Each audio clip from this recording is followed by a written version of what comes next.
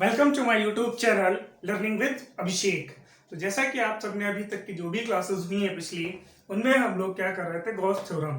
तो Gauss theorem में हम लोगों ने बेसिकली क्या पढ़ लिया, गॉस थ्योरम में इलेक्ट्रिक फ्लक्स पढ़ लिया, गॉस थ्योरम होता क्या है, उसके एप्लीकेशंस पढ़ लिए। एप्लीकेशंस में एक और छोटा सा एप्लीकेशन बचा था, आज इस चैप्टर की एंड कर देंगे हम लोग, क्योंकि गॉस थ्योरम में जो मेन पॉइंट था जो पहले आता था स्पेरिकल का, उसको 30% के तहत जो कोरोना की वजह से हुआ था उससे उसको हटा दिया गया। तो पहले न्यूमेरिकल्स और एक्सरसाइज के मोस्टली क्वेश्चन वहीं से होते थे, बट अगर अब देखा जाए तो मेन अपने यहाँ जो क्वेश्चन आएंगे वो क्या होंगे, तो बहुत ज्यादा क्वेश्चन बन सकता है। 1 मार्क्स के लिए तो इलेक्ट्रिक फ्लक्स क्या होगा, उसकी यूनिट या डायमेंशन पूछ सकता है।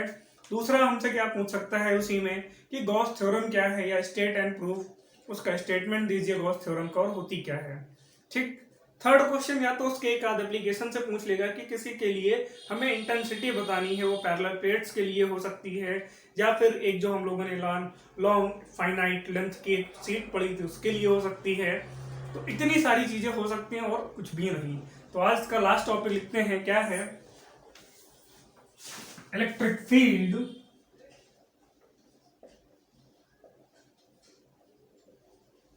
किसके लिए, ड्यू टू टू पैरेलल है तो पैरेलल क्या होंगी, पैरेलल सीट ऑफ चार्ज। ये भी जो पार्ट है वो गॉस थ्योरम का ही है, ऐसा नहीं कि ये कहीं अलग से आ गया है। तो इसमें भी हमें फाइंड इंटेंसिटी ही करना है और कुछ नहीं। तो मैंने पहले ही बोल रखा है कि फिजिक्स में इतने डेरिवेशंस हैं, अगर हम लोग बाय नेम याद करेंगे तब तो हो चुका। बस कॉन्सेप्ट क्या होना चाहिए, इन्होंने बोला कि मुझे इलेक्ट्रिक फील्ड फाइंड करनी है कब, जब मेरे पास दो पैरेलल सीट हो। और पैरेलल सीट हो कैसी, वो भी जिनमें चार, जो ऐसा नहीं है कुछ भी ले लेंगे। तो सपोज कर लेंगे मैं दो पैरेलल सीट ले लेता हूं कुछ ऐसे। ठीक। एक को सीट का नाम दे देता हूं 1, एक को नाम दे देता हूं 2। इन्होंने कहा है कि जो पैरेलल सीट हमें लेनी है उनमें क्या होना चाहिए, चार्ज होना चाहिए। तो हमने उस पर बना दिया चार्ज। यहां तक बात क्लियर है। देखो डायग्राम से पढ़ करके ही हमें डायग्राम बनाना आना चाहिए। क्वेश्चन पढ़ा मैंने, क्वेश्चन से ही मैंने डायग्राम को उठाया, अलग से नहीं उठा लिया। इन्होंने बोला कि दो पैरेलल सीट होनी चाहिए, दो पैरेलल सीट ले ली। मुझे क्या फाइंड करना, इंटेंसिटी। सपोज यहाँ पर और यहाँ पर दो पॉइंट ले लेते हैं, इसका नाम P डैश, इसको भी P डैश दे देते हैं। बाहर की तरफ जो लगेंगी इंटेंसिटी E1 और E2, ये दोनों क्या होंगी, सेम डायरेक्शन होती हैं, वेक्टर क्वांटिटी को रिप्रेजेंट करती हैं। ऐसे ही अगर इस साइड लगेगी E1, ऐसे ही इधर लगेगी E2। ये बात क्लियर है। और सपोज कर लेते हैं मिड में एक पॉइंट में ले लेता हूं E, इस पर इंटेंसिटी है कुछ, इधर E2 है और इधर कुछ E1 है। क्लियर है। इंटेंसिटी फाइंड करनी है, इंटेंसिटी है कहाँ, तो वो मैंने लिख दिया। अब अगर बात आती लैंग्वेज की तो क्या लिखेंगे, सपोज मेरे पास क्या है, two non conducting parallel sheets, जिनका नाम मैंने 1 और 2 रख दिया है। तो याद करो जब हम लोग पैरेलल सीट पढ़ रहे थे तो वहां पर एक चीज आई थी, क्या, सरफेस चार्ज डेंसिटी। तो उसका यूज भी करेंगे। जो भी लैंग्वेज है वो मैं खुद लिखा दूंगा, उसके लिए आपको परेशान नहीं होना है। बस प्रॉपर वीडियो देखते रहिए और लास्ट तक जरूर से जरूर देखिएगा, इंपॉर्टेंट डेरिवेशन है। क्या लिखेंगे, वी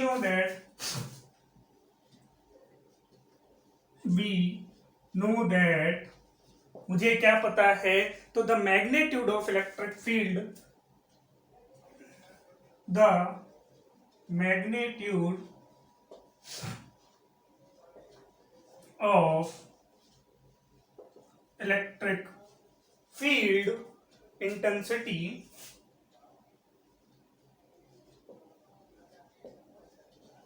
इंटेंसिटी है तो लिखेंगे कहां से, ई से। यहां तक क्लियर है। On the either side, condition है ये, अगर ये दोनों साइड से क्या हो, क्लोज हो, उस कंडीशन पे इंटेंसिटी अगर पूछी जाए तो इंटेंसिटी केवल कितनी होगी, तो vector E is equal to sigma upon epsilon naught. ये कंडीशन होती है 1। लेकिन यहां पर ऐसा नहीं है, यहां पर जो मेरे पास इंटेंसिटी है वो एक्ट है कैसी है, जब परपेंडिकुलर, तो लिखेंगे ई या फिर ऐसे लिख लो at perpendicular to the sheet, perpendicular to the sheet कब, directed away,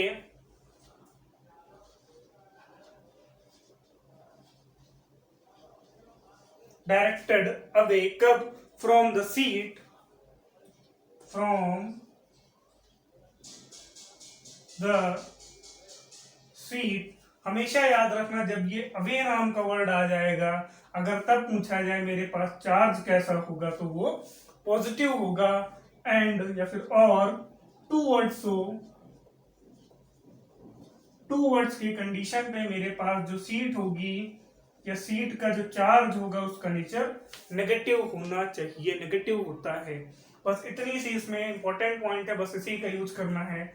away from the seat लेंगे तो पॉजिटिव लेंगे और टूवर्ड्स द सीट लेंगे तो वहां पर नेगेटिव लेना है, ये याद रखना है। ठीक, अब यहाँ पे क्या करते हैं, द पॉइंट पी, पहले पी डैश के लिए निकाल लेते हैं, द पॉइंट पी डैश। अब देखो पी डैश है कहां पे, आउटसाइड, पी डैश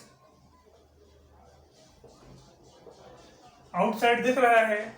सपोज कर लेते हैं, यहां पर लिख लेना सरफेस चार्ज डेंसिटी, ब्रैकेट में कर देता हूं, फ्रॉम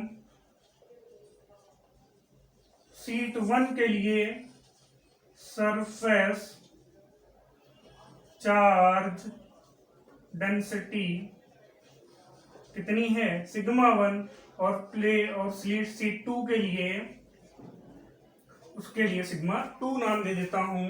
तो यहां पर लिखते हैं द पॉइंट पी, वो भी पी कौन से, पी डैश, जो कि आउटसाइड है। अगर इसके लिए पूछा जाए मेरे लिए इंटेंसिटी E1 कितना होगी, तो E1 इज इक्वल टू क्या, पहली प्लेट के लिए सरफेस चार्ज डेंसिटी सिग्मा 1 है, और एप्सिलॉन नॉट जो है भाई वो तो नो चेंज है क्योंकि मीडियम एक ही है, इक्वेशन 1 नाम दे देना।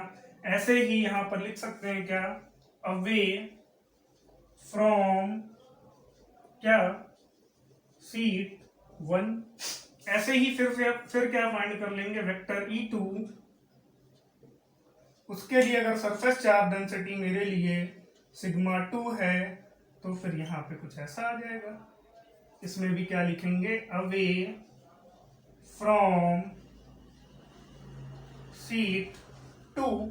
और एक चीज देखते हैं क्या, E1 और E2 जब पॉइंट हम लोग P डैश पर हैं, जब यहाँ पर P डैश पर हैं तो E1 और E2 क्या है, एक ही डायरेक्शन में है। तो हमें क्या पता है कि अगर ये वेक्टर क्वांटिटी है इंटेंसिटी और एक ही डायरेक्शन में है तो इनका रिजल्टिंग वेक्टर अगर पूछा जाए तो दोनों के एडिशन के इक्वल होगा।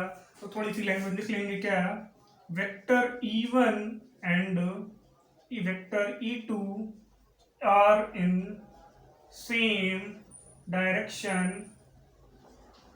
अगर सेम डायरेक्शन में है तो resulting intensity E is equal to क्या, E1 प्लस E2। E1 की वैल्यू क्या है, तो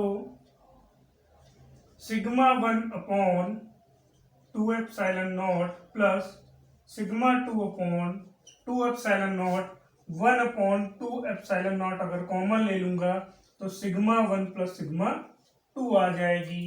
क्या, इंटेंसिटी, ये आपका हो जाएगा एक फाइनल रिजल्ट। कब, जब मेरे पास दोनों इंटेंसिटी आउटसाइड जब हम लेंगे और दोनों सेम डायरेक्शन में होंगे तो उस सिचुएशन में हम लोग क्या करेंगे, जो फाइनल रिजल्टेंट फाइंड करना होता है हमें, वो उनके वेक्टर सम के इक्वल आ जाता है। थोड़ा सा इरेज करूंगा, यहां से कर देता हूं, बाकी तो सही है। अभी तक हम लोग किसके लिए पढ़ रहे थे, केवल और केवल जो बाहर पॉइंट दिया है उसके लिए पढ़ रहे थे। ऐसे ही सिमिलर क्या करेंगे फॉर पॉइंट, किसके लिए, जो अंदर हमें पॉइंट गिवन है, पॉइंट P। देखने से ही लग रहा है E1 उस साइड जा रहा है, E2 इस साइड भाग रहा है, और दोनों ही वेक्टर क्वांटिटी हैं। तो मुझे पता क्या है कि वेक्टर में हमेशा अगर दोनों अपोजिट डायरेक्शन में होंगे तो फिर उनका जो रिजल्टेंट होगा उन दोनों को सब्ट्रैक्ट करके फाइंड करते हैं। तो फाइनली यहाँ पर भी अगर E1 की बात की जाए तो वही होगा क्या, सिग्मा 1 अपॉन 2 एप्सिलॉन नॉट, और यहाँ पर फिर वही लिखेंगे अवे फ्रॉम सीट 1, और ऐसे ही E2 अगर देखा जाए तो sigma 2 upon 2 epsilon not, language में फिर लिखना है अवे फ्रॉम C2, और यहाँ पे क्या लिख देना, we know that E1 and E2 are in opposite direction,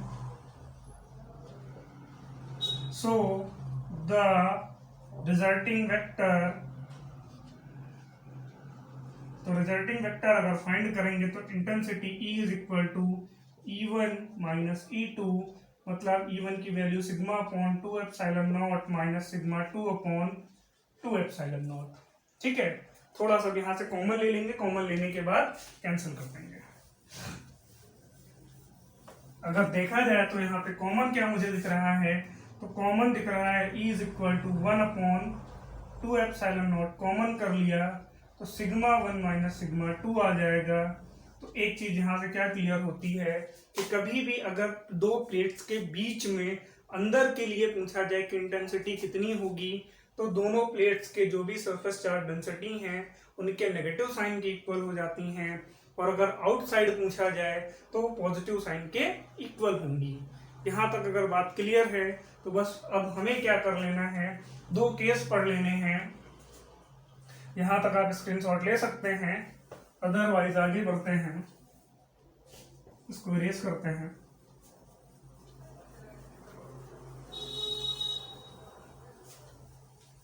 अगर इरेज कर दिया तो यहाँ पे क्या लिखेंगे, केस 1। केस 1 क्या है, कुछ खास नहीं है। क्या, if sigma 1 is equal to sigma 2, अभी जो हम लोगों ने फॉर्मूला पढ़ा था, अगर सिग्मा 1 सिग्मा 2 के इक्वल हो जाए, किसके लिए, जो अभी फॉर्मूला पढ़ा E is equal to 1 upon 2 epsilon naught sigma 1 minus sigma 2। अगर सिग्मा 1 सिग्मा 2 के इक्वल हो जाएगा तब यहाँ पे क्या लिखेंगे, इंटेंसिटी कितनी, 0। सिग्मा 1 सिग्मा 2 के इक्वल हो गया तो sigma 1 minus sigma 1 0, 0 into 1 upon 2 epsilon not is always 0। सो कह सकते हैं कि इंटेंसिटी ऑफ इलेक्ट्रिक फील्ड कि जब दो पैरेलल प्लेट्स के बीच में फाइंड करनी है तो वहां पर इंटेंसिटी अगर दोनों के सरफेस चार्ज डेंसिटी इक्वल है तो वो 0 हो जाएगी। ऐसे ही सिमिलर अगर केस 2 की बात कर लें,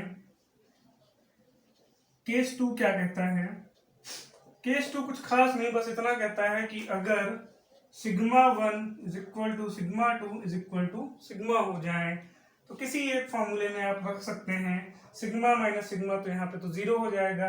अगर आउटसाइड वाले के लिए बात की जाए तो आउटसाइड में E is equal to 1 upon 2 epsilon naught sigma 1 plus sigma 2 है।